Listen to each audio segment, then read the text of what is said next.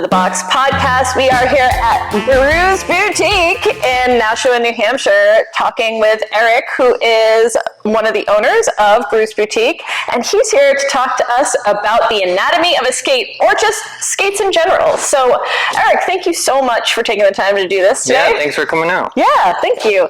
So, I see you got some skates to show me. Yeah, so one thing is when we get customers in, particularly for Derby, we need to clarify because we have so many skates in different categories and only some are appropriate for roller derby. So yeah, we try to narrow it down. First, we narrow it down because we have a big wall of skates with a lot of choices. Yep. So and they're all colorful and pretty, and like I love them.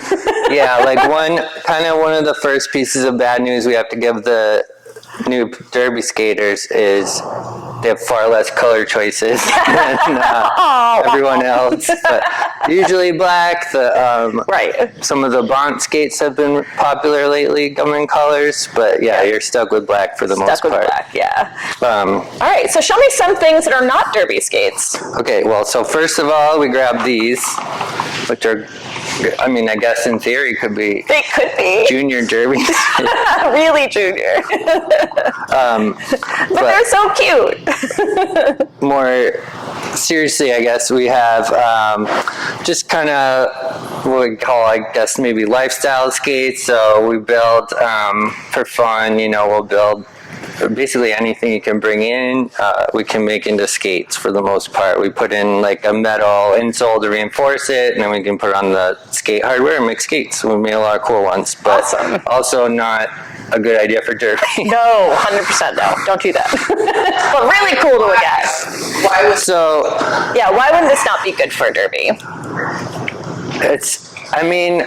By the letter of the rules, I'm not sure there's a problem. Okay. But like literally everyone there will give you stink eye. Yes, they will. And the there's a lot of practical reasons they're not good for derby. The boot's just not, so like with real skates, there's a lot of elements of those that are different than sneakers or boots. There's a lot of reinforcement that's not in these, and I feel like that would maybe be a lot of ankle injuries. Yeah, exactly. Yeah. No stability whatsoever. No stability, yeah. And then even though the bottom's reinforced, it can shift around a lot on there, and it's gonna get beat. Also, derby's really hard on skates. Yes. So something like this is just gonna come apart much quicker. And the star toe stop. Right. Yeah.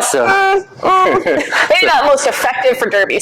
Yeah. There's a lot of aesthetic things that we sell like this that are work fine in appropriate places, but like in derby, this would get caught on. You use your toe stop so much that things with corners and shapes would get caught on things and just turn a lot easier, which you don't want. So excellent. All right, so no-no. Freestyle skate. Yeah. And then, so the way we all kind of break it down for customers when they come in, we get a lot, we have regular derby players and a lot of different types of skaters that don't play derby. Yep. But specifically when a person new to derby comes in, we really want to simplify it and make the process as easy as possible. And there's it's kind of overwhelming amount of choices on the wall for them, especially if they don't know what they're looking for. So the easiest way to kind of just split the choices in half is to say, okay, these are the art skate. It's a little bit of an oversimplification, but these are the artistic skates, these are the sport skates, and you want sport skates. Right. And so the main difference is, so this is a pair of art skates. And so these are great for basically almost everything but derby. Okay. I noticed that they're a little higher than a derby skate. Yeah, exactly. So that's one of the main things is they're cut a lot higher on the ankle. Yeah. And then the other big difference is the heel. They have way more of a heel. Right. And the idea being, when you skate, to skate effectively, you should have your weight on your balls of your feet forward. Right. So you're balanced and you can maneuver.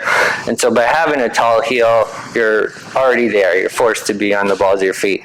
But for derby, you have to do a lot of lateral movement side to side, and this kind of gets in the way of that. Yeah. So that's the main thing that's like hampering your effectiveness if you use an artistic skate. And then, there's the stink eye element that I mentioned earlier. People will just be like, why do you have those? Yeah.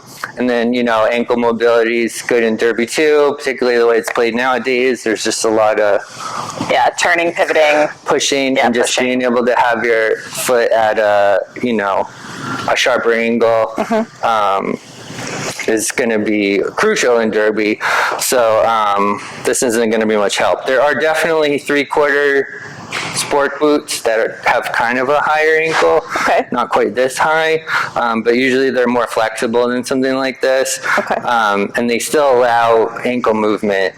So don't feel like those aren't good for derby.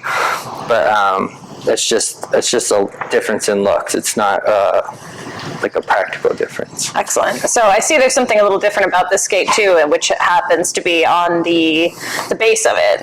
Yeah, so this one is set up for skate park. Like I said, it's still just an artistic boot, but there's some skate park hardware on here. So a lot of people skate in ramps and skate parks now. It's fun and quite popular. Yeah. Yep. Sometimes we call it the derby retirement package. Yes. I know a lot of retired derby players that have gone to park for sure. So, I mean, some people do both. Yep. No one wants to get sprain something and then come back to derby and have their team be mad at them. But when you're, that progression of skills in derby is kind of addictive, where it's like people are doing this particular skill, and then you're like, you work on it and you learn it and you feel that sense of achievement. So when you stop derby, you can still roller skate, obviously, but so a lot of people miss that sense of like, oh, I want to do this new thing, right? Work on it, and then get the reward of like, I can do that now. Yeah. So park's really good for that. Yeah. Excellent. So just quickly, like some of the things park skaters get is usually most essential, some kind of slide block. So when you go up on, the edge of a coping, the edge of a ramp, something like that, damage your plates, and you have this nice lower surface to stall on, slide on, do tricks on. And then these ones also happen to have wider trucks, so you can stall on the coping this way, slide, same idea, and more stability too. So like if you're, nothing's better than stability when you're doing. That's true. Skate park tricks. Anything really. Yeah. Okay. Excellent. So and then this boot in particular happens to be extra reinforced because it is kind of with skate park skating in mind, but it is an art boot. All right. Yeah. Excellent. So now you want to get the derby? Yeah, let's get to the derby skate. Okay, so a typical one to start with is something like this. Yes. It's usually, the ones in those like starter price ranges. People are like, I don't know how long I'm going to do this, particularly if they haven't been to any practices or anything yet. Want to keep the price as manageable as possible.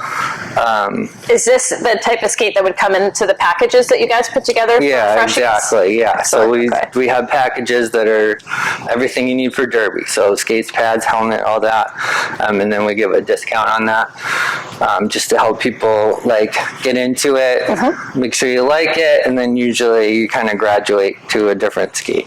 But these starter ones aren't bad. They're usually people keep them even when they get new pair. They keep them as backup, and particularly they become their outdoor skates is what we hear most often. Yep. But these starter ones are, in order to kind of make them as broadly appealing as possible, they're very cushy. And, they're shaped usually to accommodate the most amount of people, different kinds of foot shapes. They're usually synthetic materials. They're mass produced, so that's why the price is low. But you know, relatively durable.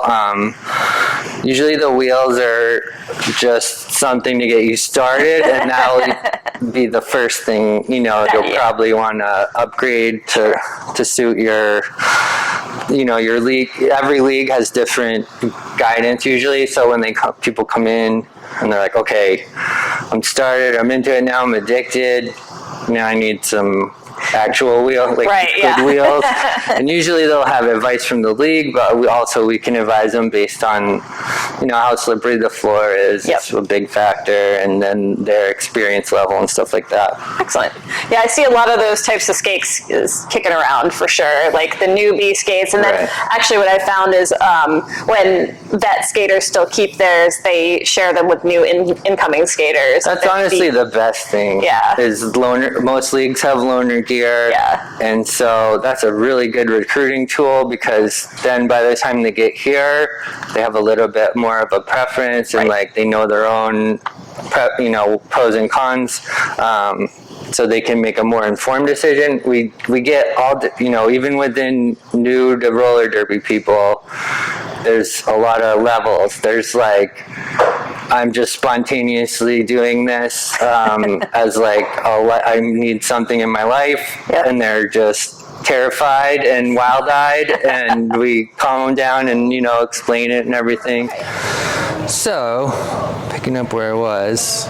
So I noticed that this skate does have the lower heel, like you had mentioned. Right, exactly, so that's a big difference. I should say that. Yeah, so there, I can even hold it up for comparison. But yeah, typical of an art boot, that's a nice tall heel, and then typical of a sport boot, you still want a heel. It's helpful, you know, like I said, to keep your balance where it should be. For sure, yeah. But it's, you know, obviously much smaller, so that you're a lot more maneuverable side to side. Yeah. Which obviously is the name of the game in derby. Yep. Excellent. So people have gotten this skate, it's their starter skate. What is something that they might graduate to if they wanted something a little bit more heavy? So there's a lot of you know, price levels. So definitely budget is a part of it. But this is a very popular. That's my skate. Skate to move up to. This is the Antic AR2, and then a big part of the price. You know, there's always the boot and the plate, and then obviously the wheels are very interchangeable, so that's a separate issue. But the main price of the skate is going to be how much is this boot and how much is this plate. This is an excellent plate, so it's going to cost more. Right. There's other options that cost more. There's others that cost less. One good tip when you do kind of graduate to your skates is, and we can help with, is some of these skates are like packages the manufacturer offers, and those are always going to be more inexpensive than like you know, this particular one is like the Antic AR2 Pro, I think.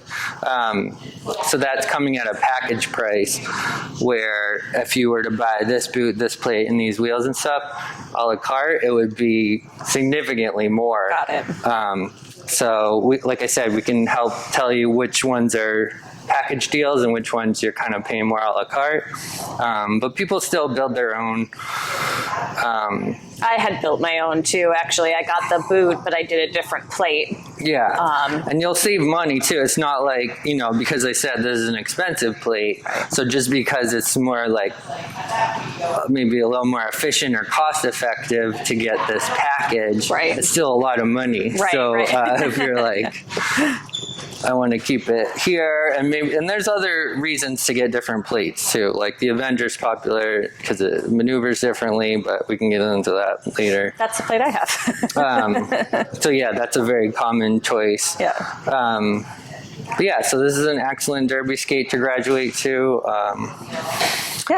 Yeah, I love it. The boot is really comfortable for me. I have to put an orthotic into my skates, and that allowed me to do that with that particular boot, because not every boot, like I started off with Rydell 911s and I couldn't fit my my insert in there. I have really, really flat feet. So like that was really imperative for me to have like good skating, like to maintain a good skating stance for a while. So this boot was really great for that. And I know the bonds are good for that too, I think. Yeah, so that actually brings up a lot, like some really crucial points. So one thing is, I mentioned this is a pretty high-end skate, so it's a very nice thing you're getting, and it's not particular to this manufacturer, it's all the manufacturers pretty much.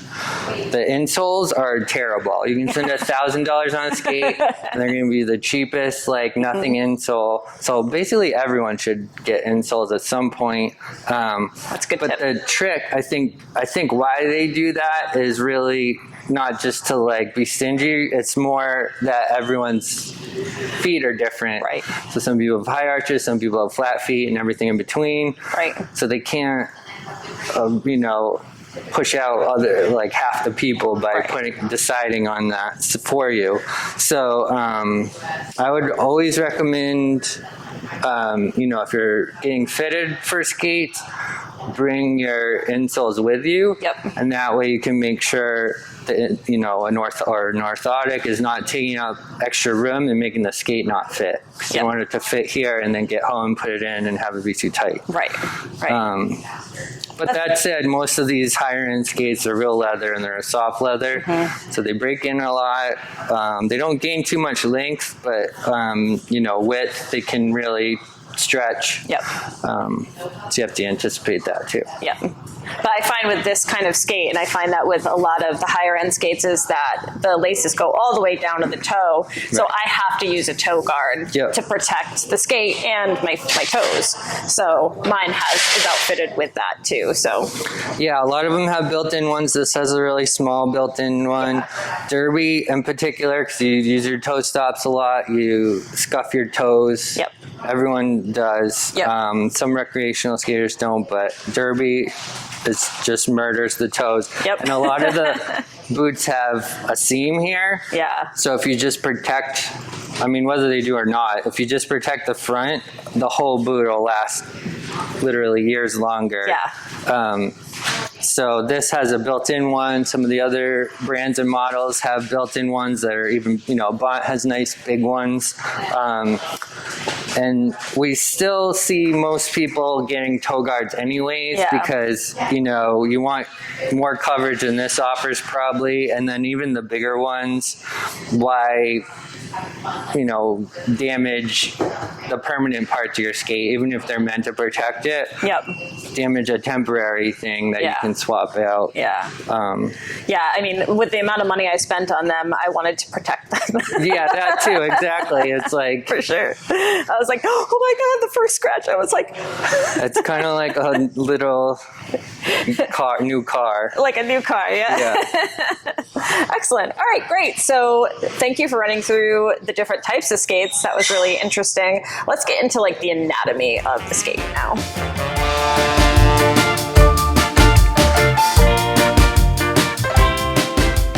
right, so we've broken down the skate. We've broken down all the parts to it. Eric, take it away. Tell us about it. Okay, so we talked a little bit about, so this is the boot, obviously. This is the plate. It's called the frame in inlines. You might hear that a little bit. Here's the toe stop. We're going to put on the trucks is the main thing, and everyone should, know this stuff on at least a basic level. Can I interject for one question? Yes. So definitely one thing that I was told long ago is you don't want to change out your own plates. That's a much more trickier thing. Is that correct? Yeah, so one thing that's tricky about it is it's like if you're handy with tools or whatever, it seems fairly straightforward, but because they're just bolted on, these are just nuts tightened onto bolts. The tricky part is none of the plates have the same 4 or 6 holes. Got it. So if you were to get a different plate, you need to drill new holes, and got it. And that could get... That's and then you're really just freshly mounting the skates. So then, like, making sure it's correctly aligned this way and centered is it's not super difficult, but it is something that people make mistakes on. Yeah, for sure. Yeah. So I would say leave that to either a professional or someone who's done it a lot. Someone who's done it a lot. So these are the cushions. Yep. Yes. So what these do is they go on the kingpins here, and you know that unique thing about skates versus something like inlines is that you squish on these and that's what turns, as opposed to, you know, pointing the direction of your feet. So these are surprisingly important.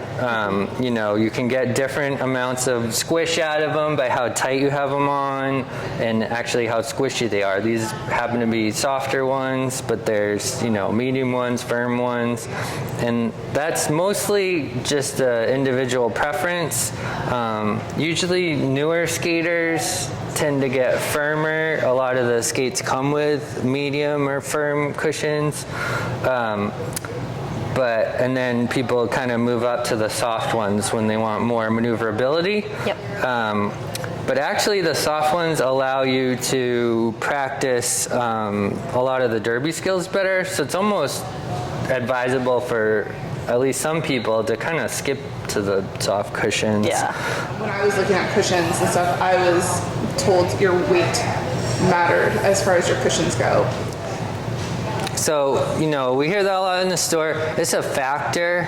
It is more so a factor with the cushions and the wheels. We hear it a lot with the wheels, and that's way more, I would say, personal preference, just using that as an umbrella term for like whatever, you know, 20 different factors go into like what's making you most comfortable on a wheel. And so, you know, weight's one of them, but we often hear it like be the first and foremost primary thing, and that's not always the case, and same with the cushions. So you could have like a very light skater that just thrives on soft cushions, or a very heavy skater that thrives on soft cushions. It's too complicated to oversimplify it that way, unfortunately. So I guess I would point out that if you felt like you weren't getting everything out of your skate that you could, you might want to consider changing the firmness of your bearing. Yeah, of your cushions. That's a really good way to put it. Yeah. Guess and check has kind of always been our way of, you know, guiding people. So like, you know, play with what you have, and then if it's, you know, and then try something different, see how it feels, and if it's better, stick with it. If it's worse, go back to what you had. It's really time consuming, obviously, and annoying, but it's the best way to really like land on what's going to work, what's best for you. Yeah, and I find sometimes when skaters have like a roadblock on a skill, that's like one of the things I'll divert to. Yeah, and this is a big one. So the roadblock on a skill, having the skates squish more and be more maneuverable, or less in some cases, can really be the thing that's going to help you. And these are inexpensive. They're like $15 to $18 for an entire set for skates. So that's just a really inexpensive way to get way more out of your skates and have them behave way better for you. Excellent. So to put them on, usually there's a thicker one and a thinner one. Not always. It could just be the simple ones have just two thick ones. But you put the cushion in a cushion cup, which just protects it from friction from the plate. And so you just squish that on. Some of them are easy, some of them are hard.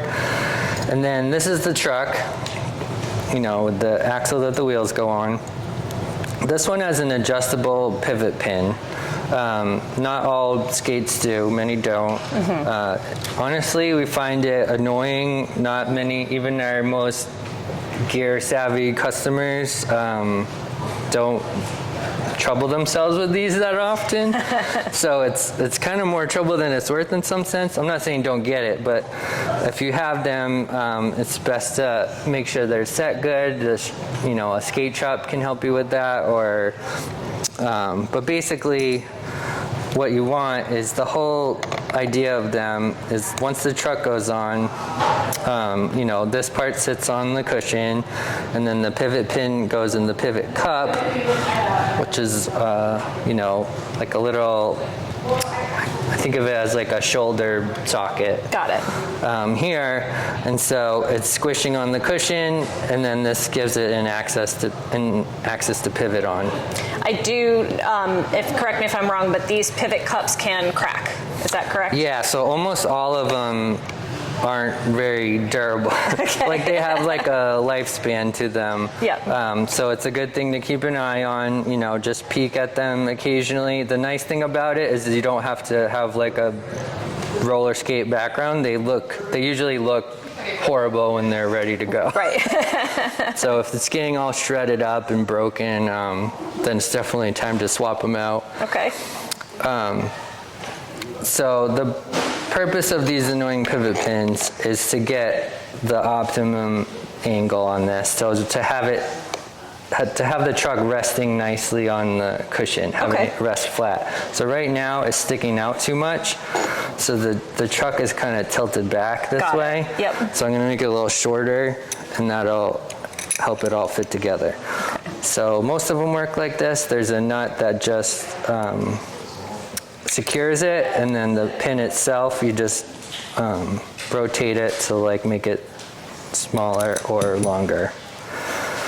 So I just made it shorter, lock it in place with that nut, and then now the pivot pin's sitting nicely in the pivot cup, and the truck is sitting nice and flat on the cushion. So it's gonna, you know, this sandwich is going to be all together, and that's the most efficient rather than there being like gaps or angles. Got it. Then we put the smaller cushion, which is the action, and then another cushion cup. This is a fancy one. This is a click action cushion cup, and I'll explain that in a second. And then every kingpin has a nut that goes on the end. And then with these click action ones, the idea is, hopefully you can hear. Yeah, I can hear a little clicking. Little clicking, yep. So this is a great way to illustrate how you can use the kingpin nut on all skates. So, you know, we were saying earlier how you can adjust how much your skate is turning. Yep. So the first way to do that is to tighten and loosen this nut. So the more you tighten it, the less it'll move. The more you loosen it, the more squishy it gets, and you can do sharper turns. Right. Now, you don't want to go too far, and we see this a lot. If it's too loose, the truck becomes jiggly. Yeah. And we see people so desperate to get more action in their trucks that they have them jiggly, and they're not helping themselves because it's too it gets fishy, like unstable. Yeah, unstable. Yeah. Yep. So you want it like engaged. As long as it's not jiggly, it's fine. So if you want like the most out of it, then have this nut as loose as you can, but not jiggling. Not jiggling. Got it. And then the nice thing about the click action, but you can do it with like just remembering quarter turns or half turns, but even small adjustments can make a big deal. So, with this, you're like, okay, I want to try it a little tighter. You do like 3 clicks or something like that. Yep. Go skate around, see how 3 clicks feels. If you hate it, then to just put it back 3 clicks. Got it. And vice versa. Excellent. So put the other one on. And there is a pin with the cup on both the front and the back truck. Exactly, yep. So same thing, you want to make sure this is adjusted correctly, if they're adjustable. If it's just a solid piece, then you're off the hook and it's all lined up nicely for you already. Excellent. And then you were asking about someone had one pop out. Yes. So that's another symptom of being either too loose, or if it's adjustable pin, the pin being too short. Okay. It's something to watch out for. So you want, again, if it's too loose and jiggly, then the pivot pin, you could take a really hard turn or something and the pin could just come out, and then you're just gonna eat it no matter how good a skater you are. So you want to keep it at least tight enough so that it's not going to pop out, and then it's another reason to have this correctly set so that it's all the way in the pivot cup. It's like securely in there, because if it's a little shallow, it's going to pop out. Got it. So then that brings us to the wheels. The wheels, yep. So each wheel has 2 bearings in it. They're mostly pretty universal. There's some plates have 7mm axles, and most of them have 8. But just if you get like a lot of roll line plates have 7mm axles. But if you just have kind of one of the common things that most people have, then you probably have 8. So most of the bearings are going to work for that. Some of them are sealed, some of them are open on one side. The whole name of the game is just dirt not getting in here. Right. And grit. So if you have open on one side, put the open sides facing in so that dirt can't get in there as easily. And then sometimes, like these, I was able to snap it in with my fingers, but some of them are more stubborn and you need a tool to do it. But I lucked out. So then that goes on. And then So I have fancy nuts, that go on my wheels that cover the entire bearing. Right, and those kind of protect it from all the dirt and the same grime. goal is just don't get dirt in there. Right. So like even just wiping them with a paper towel occasionally, like everyone that brings in their derby skates, there's no such thing as they're always like, oh, my practice space is so dirty. They're all dirty. They're all dirty. So even rinks that clean every, on a regular basis, you're still gonna get a lot of dirt in there just because derby's so many hours and it's nonstop. So just wiping out the dirt is always a good idea. You can clean bearings. We don't have to get deep into that right now, but you can learn how to clean your bearings. Will prolong their life a lot. Even just lubricating them. You don't have to do a full deep clean every time, but just adding oil once in a while will help prolong them and make them behave better. But it's just not getting dirt in there. And one question we get a lot is why, there's sort of the standard $25 to $35 bearing sets that most people get, and a common question is why spend more? And what you're doing when you usually, as long as it's a good brand, you're getting higher grade steel for the most part. So when dirt does get in there, it's less able to like gouge the steel balls or ceramic bearings, or even cost more, but they're super strong, so they'll actually pulverize a lot of dirt. And so not only will it not get gouged, it'll smash it and have it not be a problem. And then those you don't even have to clean necessarily. I mean, and I invested in a really nice set of bearings early on in my derby career, and I haven't changed them since. Like, they last a while.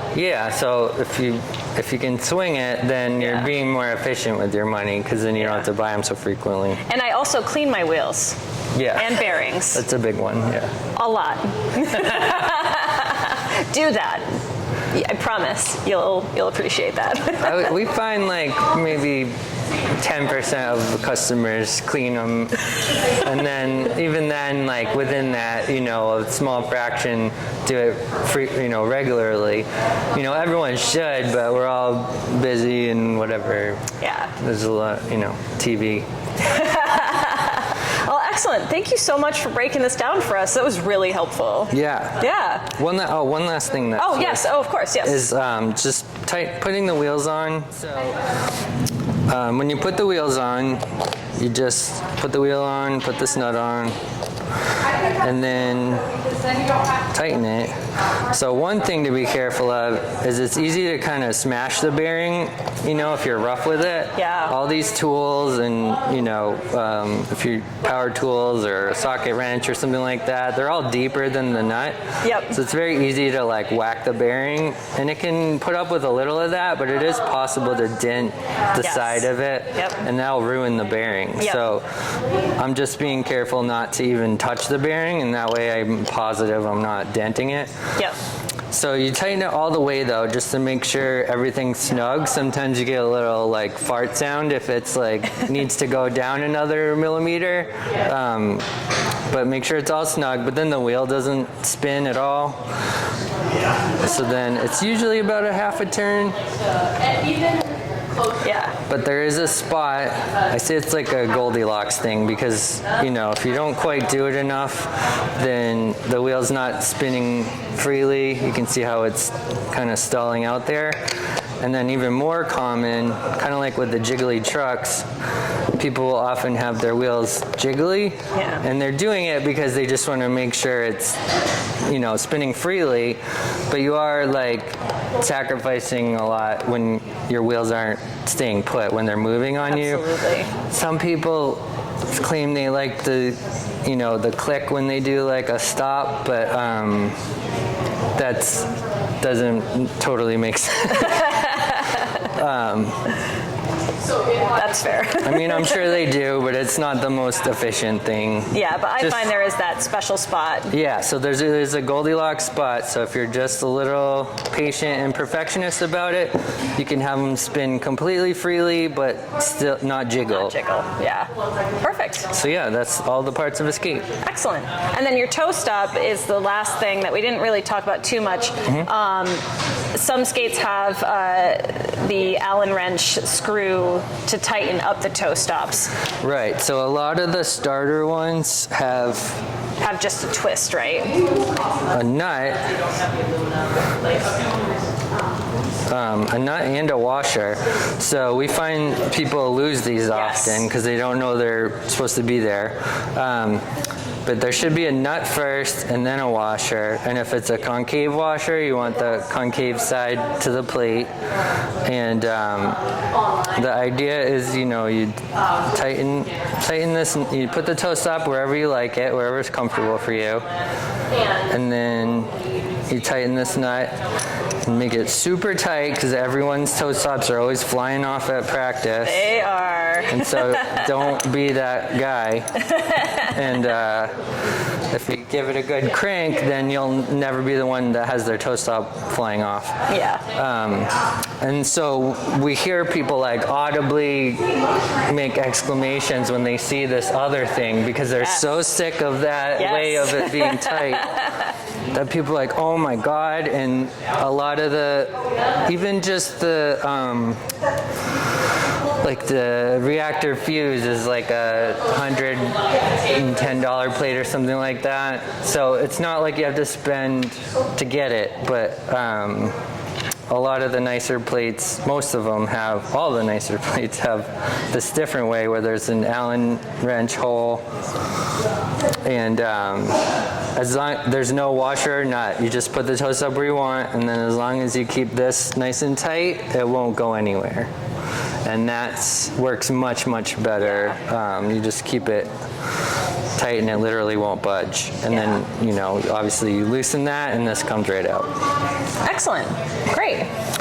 And then, like we often hear, the advice, you know, the sort of cottage wisdom is to have your 4 fingers or 3 fingers fit under here, and that's where your toe stop should be. Oh, okay.